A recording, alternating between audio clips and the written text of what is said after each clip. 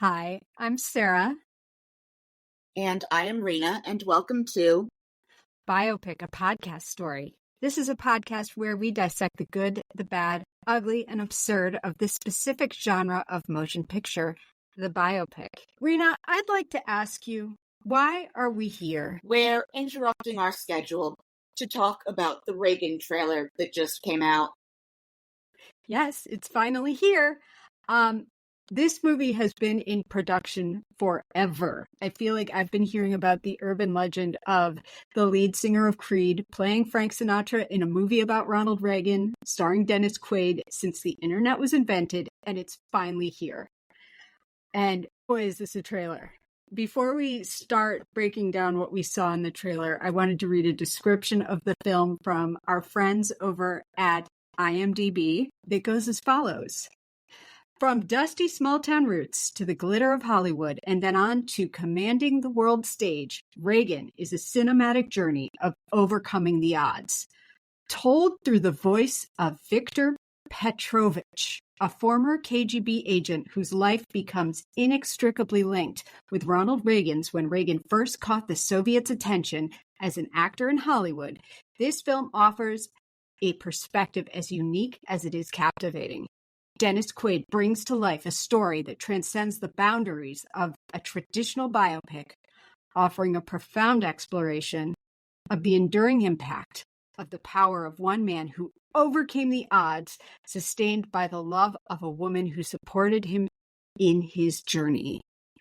Rena, any thoughts? Don't want to see this movie, Sarah. I don't want to watch it when it comes out this summer. Maybe in like 6 years or so from home, where I can pause every now and then and probably take notes on the first go through. This movie does not sound like my jam at all. A couple of things that grabbed my attention right away as I was reading the IMDb page about this film after watching the trailer. So first, Viktor Petrovich will be played by noted accent specialist Jon Voight, who, as far as I can tell, is a fictional character, but I did do the research for a change. There are two notable Viktor Petroviches in USSR history. One of them was the manager of the Chernobyl plant, and the other Viktor Petrovich is Viktor Petrovich Ivanov, who is a longtime Putin ally whose rise to power does not coincide with the Reagan administration. But honestly, this movie's got a real anything goes energy. So a couple other pieces of trivia. This movie was filmed in 2020. I don't know why it's taken so long for its moment to arrive, but we are here. Also, during production, there was a COVID outbreak among the crew. Rena, I'd like to ask you at this moment, what do you think the mask protocols were on the set of Reagan? I would guess no masks because but my freedom spelled Freedum. So as we were texting about this earlier today when I sent you the trailer and I was so excited, I mentioned to you that this movie features two kinds of actors, the canceled and the desperate.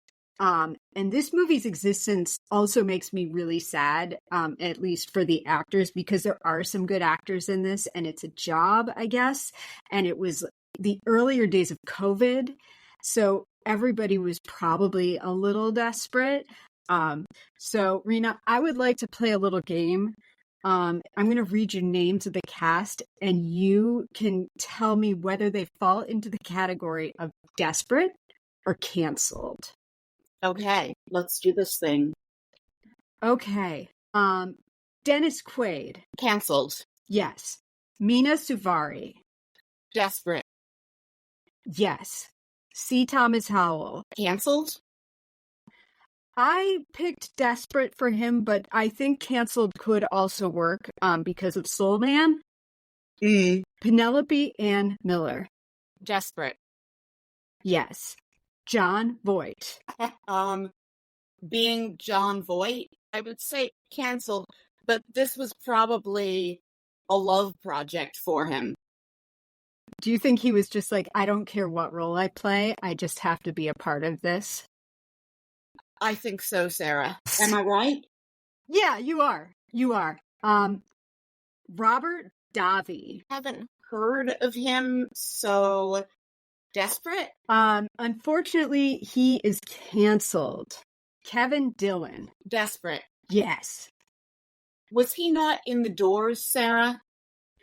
Yes, he was the drummer. And he was on Entourage. Nick Searcy. Canceled. Yes. Dan Lauria. Canceled? Desperate. He was the dad on The Wonder Years. He's a good actor. No, I love The Wonder Years. What happened? COVID happened, you know? And then finally, Stapp. Canceled. I would accept canceled or desperate. Scott Stapp is the lead singer of Creed, and he will be playing Frank Sinatra in this film. Well, I see Kevin Sorbo, the star of Hercules and one of the Rick Berman produced Star Trek series that I haven't watched, on this list. But you didn't bring him up. He is not in this film. I'm gonna find this. You know, he's listed on Wikipedia. Huh. I mean, role. Yeah, he could be in here. Like, we don't know what treasures this film holds. Okay, let's forge ahead. Well, Mena Suvari, it has been a long time since American Beauty and American Pie, and she was on the first season of American Horror Story in a role that was already a bit too young for her by then, as the Black Dahlia. It makes me incredibly sad that she's in this, because she's talented and she also wrote a really good memoir and she deserves better. Although I'm hoping it'll make you feel a little bit better that she is playing the first bitch wife who doesn't understand, Jane Wyman, who's all like, you suck. And then he has to leave her for someone who understands, as we've seen in many a biopic. Okay. So another note worth flagging is the director is a man named Sean McNamara, and he has a long list of films for children on his resume. I do think that Reagan will fit in with those, and I think like you could make an argument that he is actually an auteur. Mm-hmm. So, Rena, I want to know, what did you think of the trailer? I was not enticed by it. I saw some interesting but unremarkable vintage costumes. I saw a man. I saw people saying things. It looked very paint by numbers to me. And I wrote this down to say. There is a woman in this trailer who, when Ron and Nancy are doing the campaign for governor, she opens the door and she says, "I've never heard of you," after they say he's running for governor. And then Nancy points to the pen and says, "Well, you can remember his initials." And this woman yells, "Hi, Roy Rogers is here." And for me, this woman who thinks that Ronald Reagan is Roy Rogers is the real hero of the trailer. I hope that she's secretly a Radcliffe graduate who has like exiled ones and like a lost lover on the blacklist. And she's putting on a brilliant satirical performance and is trolling the Reagans without ever letting them in on the joke. That was the highlight of this to me. I saw some very unencouraging things from the blacklist and reflected, if you want to watch a movie about the blacklist, please watch Trumbo instead. Yes. Trumbo is a good movie about the blacklist, and it has all of my boyfriends in it. And this movie does not have any of my boyfriends in it. The trailer opens with Reagan really fecklessly testifying in front of what seems like the HUAC committee. And just a little secret about Reagan is, while he did publicly testify for HUAC, he also privately gave them a list of names of people who he suspected were communists because he sucks. And there is an actor playing Dalton Trumbo listed in the IMDb, and I am going to guess that monster Dalton Trumbo is going to be an Act 1 bad guy. Because God forbid Ronald Reagan look like anything other than a hero. We also see some shots of Reagan's formative years as a child where it looks like he learns to stand up for himself through violence, and it's really celebrated by his father. And then into the trailer walks Academy Award winner Jon Voight. It seems like the Russians are kind of trying to make him a useful idiot. He says, I was sent to track an actor who ran a union who would later become the president. So that's my guess, is that's how that's going to play out, that relationship. There is so much horseback riding in this trailer. We cut to a very putty-covered Dennis Quaid debating Jimmy Carter and clowning on him. And Jimmy Carter's probably going to be our Act 2 villain. Him and those solar panels he dared to put on the roof of the White House. We cut back to his youth, and he has this line that he's saying to Nancy where he says, I was a lifeguard on a river, and I learned how to read the currents, not just the ones on the surface, but also the other ones deep underneath the water. This trailer is packed to the gills with deep sounding lines that don't mean anything. And then we see Tip O'Neill demanding to know what Reagan knew and when he knew it, likely in reference to Iran-Contra. Prediction that Tip O'Neill is going to be the Act 3 villain, along with communism. And then we keep seeing cuts to Nancy Reagan, who's played by Penelope Ann Miller, saying, I want you to fight. Dennis Quaid seems at times to have like what sounds like almost an uncanny grip on a sort of comical way that Ronald Reagan talked. He also looks like he's wearing like a rubber Reagan mask.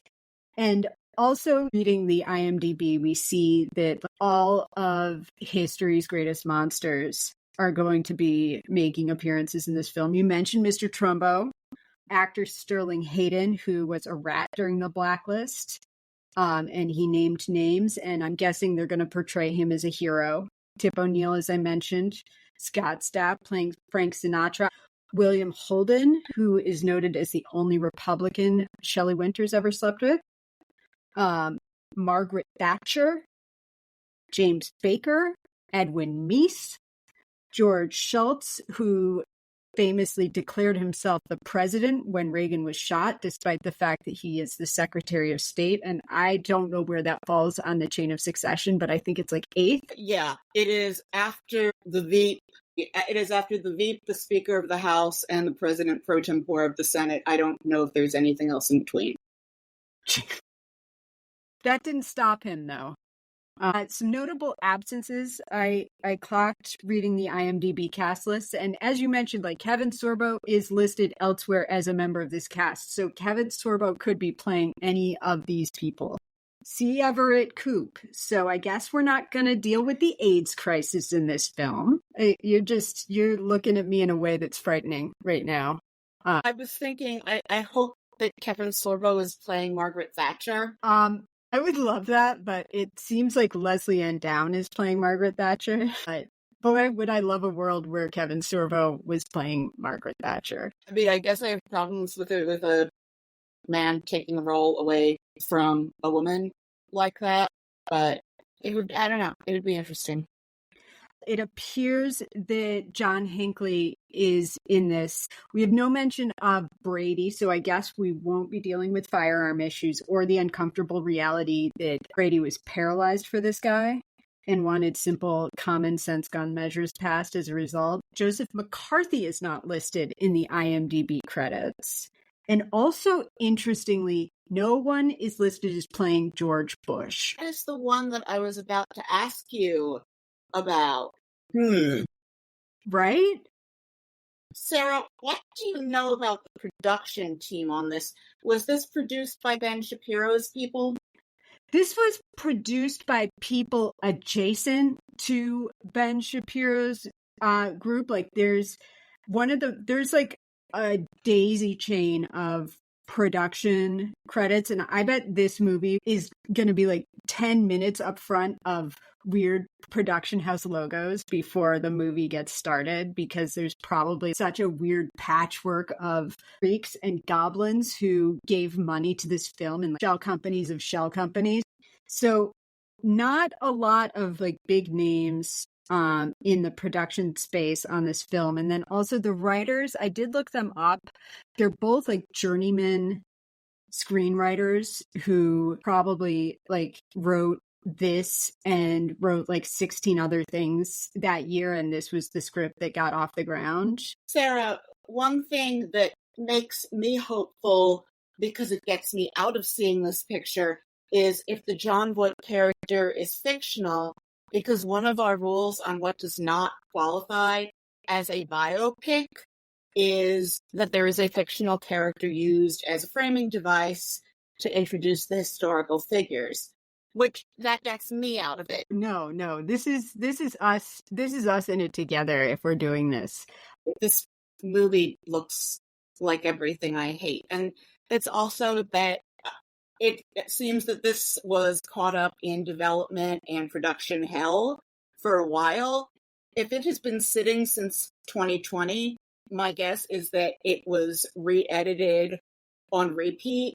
You summarized this trailer, which makes me assume that you sat through it more than once. I had to pause at the 2-minute 5-second mark before watching like the next 51 seconds because it was unbearable. Not unbearable. Like having hot cocoa shoved under your fingernails, it sounds unbearable. It was something that I could choose not to bear at one sitting, so I did. I mean, you may have your loophole to not have to see this movie. Also, the loophole could be that this looks nigh unwatchable. So there's that. Yes. So I did also make a list of things that I'm pretty sure this film will not include.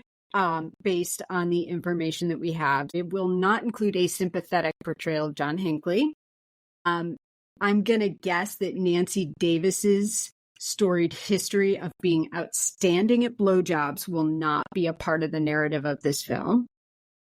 I'm going to guess that Ronald Reagan, when he was governor of California, and that time he emptied the psychiatric facilities onto the streets of San Francisco to save money, will not appear in this film. Probably the time that Reagan engineered Iran keeping the American hostages from the Iran hostage crisis for 2 more months so that he could be the one to rescue them upon his swearing in 1981 will not be in this movie.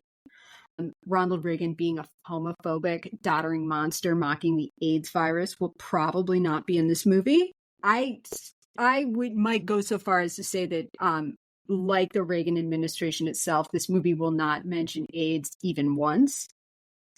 I'm going to guess that this will not highlight Ronald Reagan's involvement and knowledge of Iran-Contra. And probably also Ronald Reagan ruining America and presenting him as a cynical villain who played people and conned half of the country into ideologies that were bullshit and led us to this precise, miserable moment where a huge chunk of this country will believe anything an overly tanned, leathery bozo with a sad, dramatic career and daddy issues says, as long as it elevates white male mediocrity, will not be included in this film. Rena, any other thoughts on any of those things? On a slightly contradictory note, fuck John Hinckley. I have all the respect in the world for Jodie Foster because she did not make that her life. She wrote one very good essay about it and then moved on.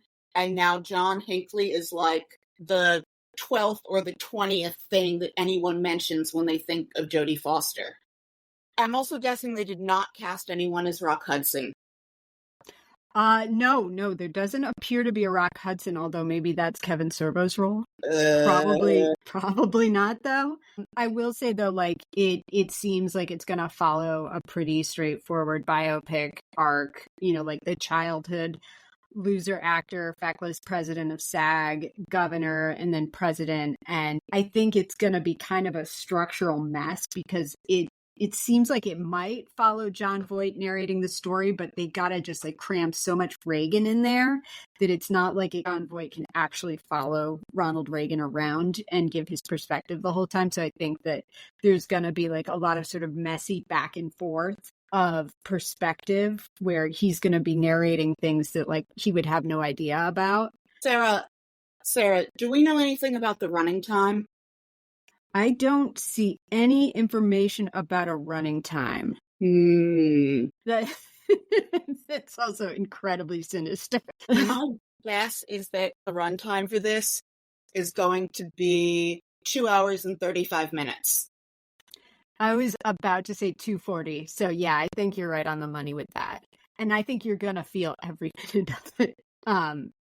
What is going to be kind of like an interesting thing is like, I think like, you know, not unlike Gotti, which stay tuned for that shit show, and The Conqueror, I think this movie is going to be really tonally kind of messed up because Reagan is a villain.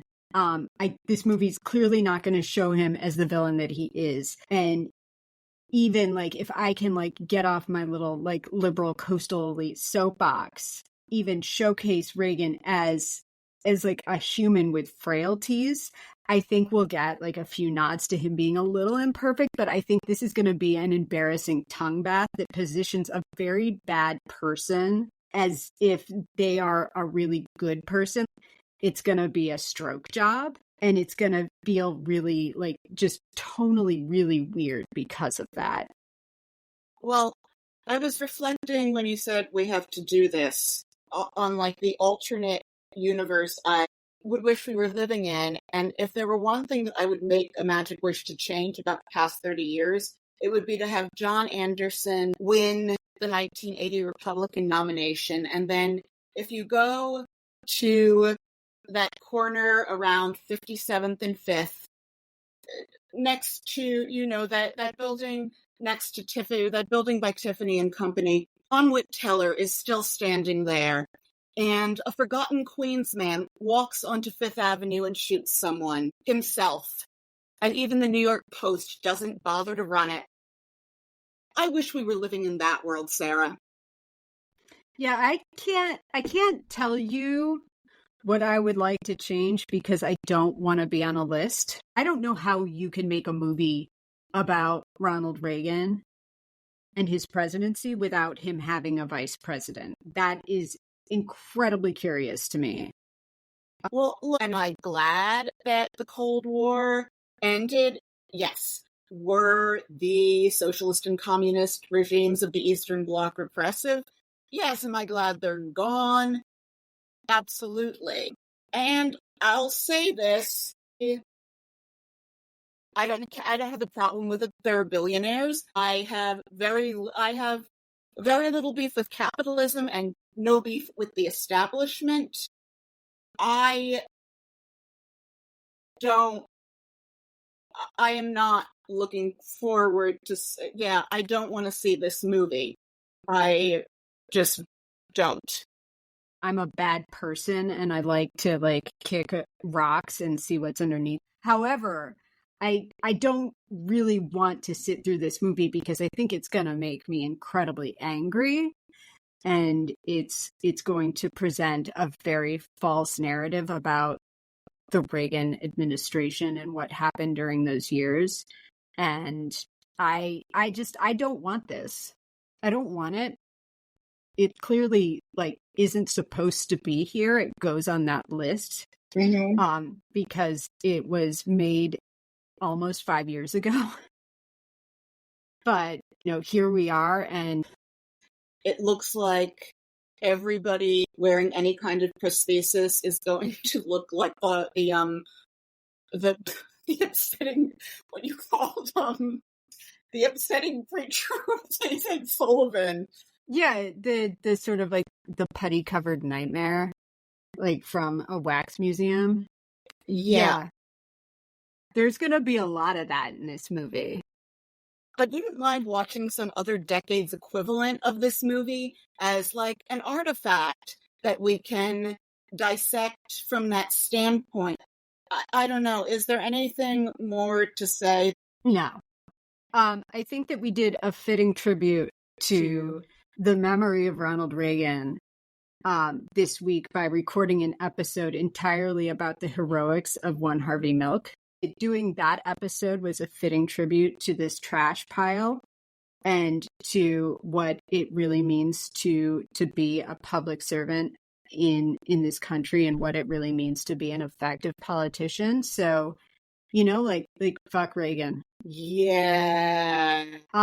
We have launched an Imgur page where we will be putting up images that'll be linked in the show notes from this and all of our other episodes as visual aids to guide you through the trailer so you don't have to watch it yourself. Otherwise, we're going to call this emergency meeting to a close.